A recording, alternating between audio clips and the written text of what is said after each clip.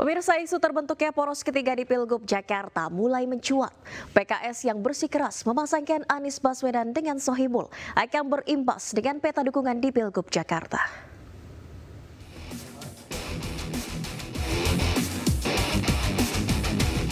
Anies Baswedan menjadi sosok yang paling diunggulkan dalam Pilkada 2024.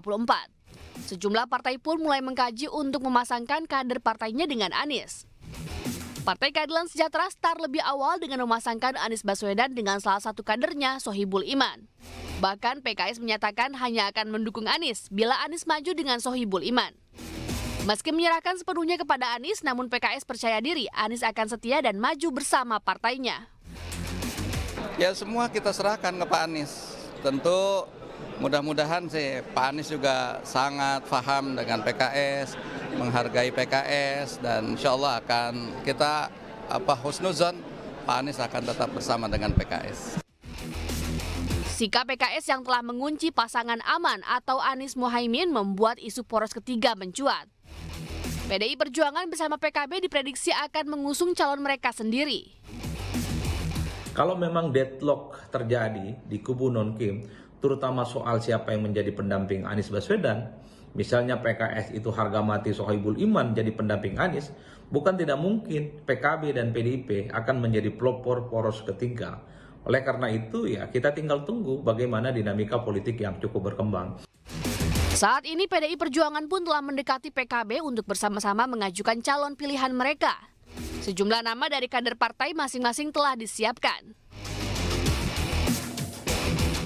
Di Jakarta kami memang mendekati PKB, ya betul. Karena termasuk saya sendiri tanggal 30 Mei bertemu di rumah dinas Bapak Ketua Umum PKB, Gus Imin. Apakah kami orang pertama atau PKB orang pertama, pembicaraannya masih berlanjut sampai sekarang. Sementara Partai Gerindra bersama Koalisi Indonesia Maju berencana maju dengan calon mereka sendiri. Gerindra pun telah menyiapkan kejutan dalam Pilkada Jakarta. Nama-nama calon yang akan diusung telah dikantongi Ketua Umum Partai Gerindra Prabowo Subianto.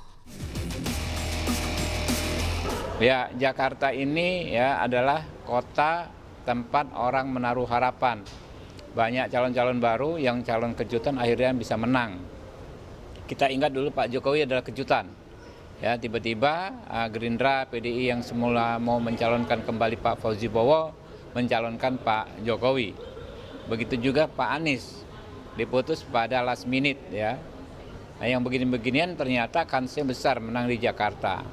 Jadi memang saya juga yakin ya bahwa akan ada kejutan di pemilihan kepala daerah di Jakarta ini.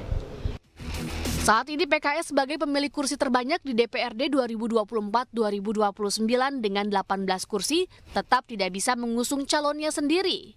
Sementara PDIP bisa mengajukan calonnya bila berkoalisi dengan PKB.